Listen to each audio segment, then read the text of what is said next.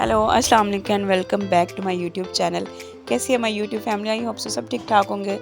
अल्हम्दुलिल्लाह हम भी ठीक ठाक, अल्लाह ताला का शुक्र है। रोज़े तो बस इख्तिताम को पहुँचे और अल्लाह का शुक्र है अच्छे रोज़े गुजर गए हैं और रमज़ान का महीना बहुत जल्दी जो है वो गुजर जाता है, पता भी नहीं चलता है। और आज माशाल्लाह से 27 रोज़े हो चुके हुए हैं। तो ये व्लॉग जो है वो फ्राइडे का है, 26वां रोज़ा। यहाँ पे मैंने घर के काम किए। मूसा को मैंने बाहर से ये बैलून वाला आया था उससे लेके दिया था, वो उससे खेल रहा था। और फ्राइडे था तो फिर मैंने नहा धो के अच्छा सा सूट पहना और नमाज़ पढ़ी, अल्लाह ताला से ढेरों दुआएं की। और आज जो है अफ्तारी भी थी अम्मी लोगों की। अली ने भाई लोगों ने आना था मुझे ईद देने के लिए, तो फिर बस जी उसी खुशी में मैंने नमाज़ वगैरह पढ़ने के बाद किचन की तरफ मैं आ गई थी और मैंने कहा मैं ज़रा काम शाम कर लूँ। चिकन को मैंने सुबह ही मैरिनेट कर दिया था, मैंने बनाने थे चिकन पकौड़े। तो मसाला लगा दिया था मैंने इनको अच्छे से, मैंने कहा मैरिनेट हो जाएंगे, फिर इनको स्टीम करके तो फिर बेसन लगा के इनको मैंने फ्राई करना था। वो मैं आगे आपको दिखाऊंगी जैसे मैंने इनको फ्राई किया था।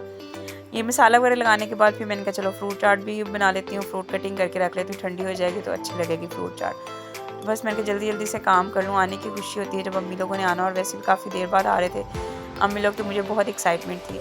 लेकिन मेरी एक्साइटमेंट जो है वो बड़ी हुई कि जो है वो टाइम पे नहीं पहुंच सके, मुझे बड़ा दुख हुआ, वो ट्रैफिक में फंस गए थे।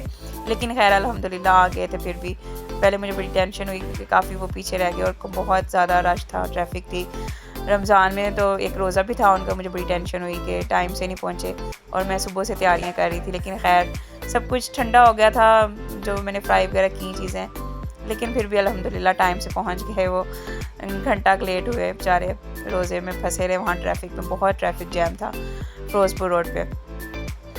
तो बस उनकी आने की खुशी में इफ्तार के लिए मैं चीज़ें बना रही थी और बहुत एक्साइटमेंट मुझे थी।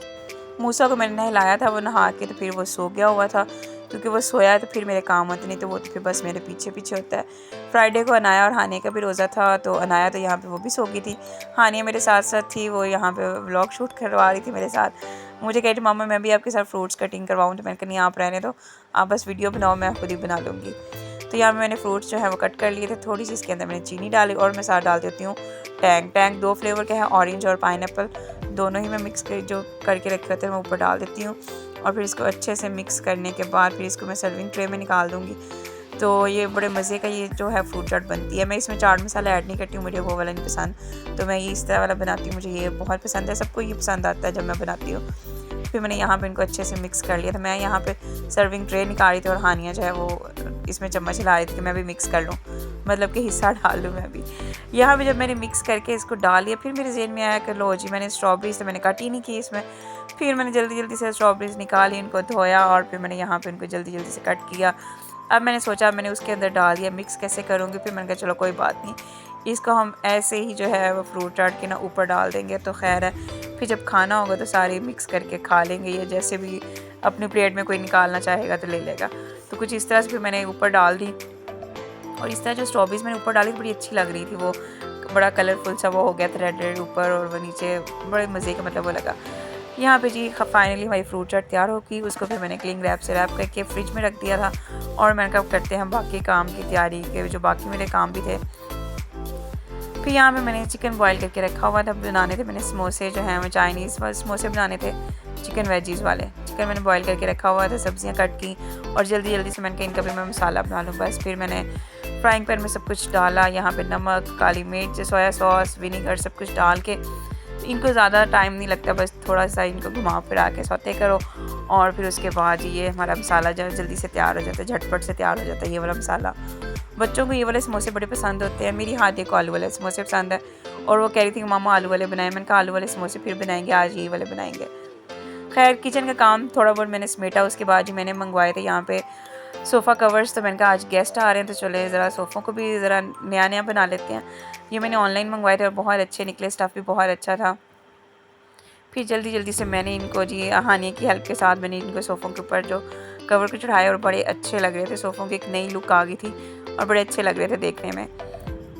यहाँ पे ये देखें, ये मैं आपको दिखा रही हूँ, बड़े ज़बरदस्त माशाल्लाह बड़ा अच्छा लग रहा था। तो ये ड्राइंग रूम में मैंने सेट कर लिया, क्योंकि मैंने कहा गेस्ट आने वाले हैं, और मूसा साहब उठ गए हुए थे और वो यहाँ पे खेल रहा है स्टडी टेबल के ऊपर चढ़ के। खैर जी ड्राइंग रूम सेट करने के बाद मैं दोबारा से किचन में आ गई थी, और यहाँ पे मैंने कहा जो फिलिंग बनाई हुई है तो समोसे भी तैयार करके रख लेते हैं।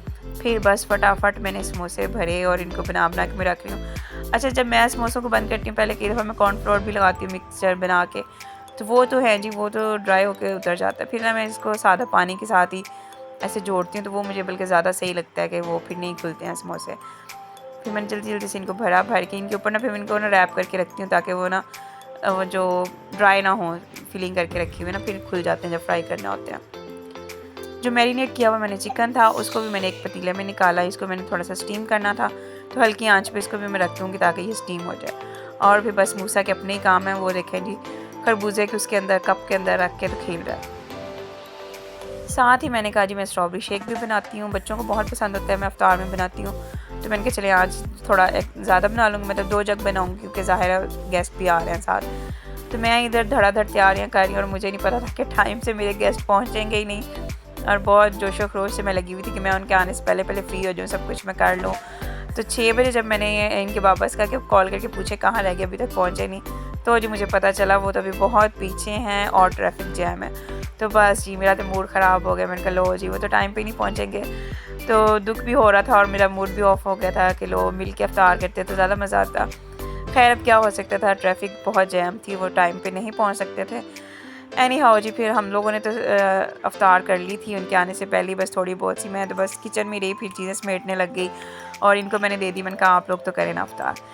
फाइनली यहाँ पे जो मैंने वो चिकन था उसको मैंने स्टीम कर लिया हुआ था, बस ज़्यादा नहीं किया था, थोड़ा सा कर लिया था, जो मसाले उसके अंदर अच्छे से रच बस जाएँ। उसके बाद जी मैंने लिया बेसन, उसके अंदर मैंने डाला नमक मिर्च और सारे मसाले जो जो मैंने डालने थे उसका मैंने मिक्सचर बना लिया यहाँ पे।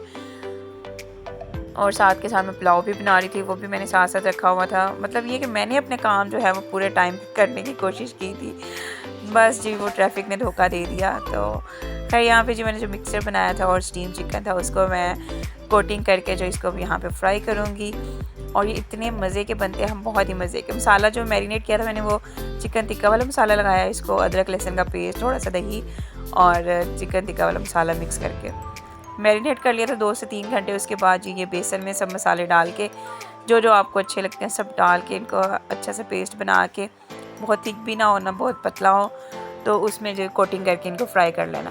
फ्राई करना है इनका कलर ब्राउन होने तक। यहाँ पे जी पुलाव भी जोशो खरोश से मेरा बन रहा है, और यहाँ पे देखें जी ये इनका कलर बड़ा अच्छे से ब्राउन हो चुके हुए थे, तो बस इनको मैं निकालती जाऊँगी आहिस्ता आहिस्ता। बड़ा अच्छा कलर आया था और इतनी मज़े की इनकी खुशबू आ रही थी कि बस। और अनाया का रोज़ा था, मुझे कह रही थी मामा इतनी मज़े की खुशबू आ रही है, तो बस मैंने कहा इफ्तार में खाना ही आप लोगों के लिए बन रहा है। बच्चों को इस तरह की चीज़ें बहुत पसंद होती है, मैंने 2-3 दफ़ा इफ्तार में बनाई हैं ये, तो आज मैंने कहा चलें ये भी बनाते हैं। यहाँ पे जी फाइनली अल्हम्दुलिल्लाह पुलाव भी मेरा तैयार हो चुका हुआ था, सब चीज़ें रेडी, पकौड़े रह गए थे वो बना रही थी, और साथ साथ मैंने समोसे फ्राई करने थे, उनके लिए मैंने अलग से फ्राइंग पैन रख लिया, मुझे था कि मैं लेट ना कहीं हो जाऊँ, तो बस जल्दी जल्दी से यहाँ पर मैं काम कर रही थी। फ्रिज में चीज़ें भी मेरी सब कुछ तैयार था, शरबत दही और फ्रूट चाट सब कुछ, मतलब ईच एंड एवरीथिंग तैयार थी मेरी।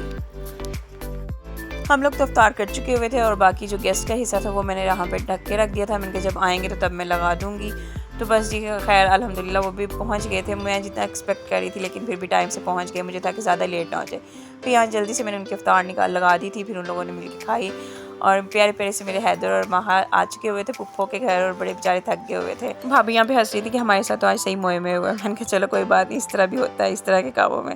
खैर यहाँ पे जी गेस्ट जा चुके हुए थे और मैं किचन साफ़ कर रही थी, मूसा यहाँ पे लेट के कार्टून से इंजॉय कर रहा है, बच्चों की अपनी मस्ती हैं। तो खैर यही था हमारा आज का व्लॉग। आई होप सो वीडियो अच्छी लगी है तो प्लीज़ चैनल को सब्सक्राइब कीजिएगा। अपना ख्याल रखिएगा, मिलते हैं नई वीडियो में। अल्लाह हाफिज़।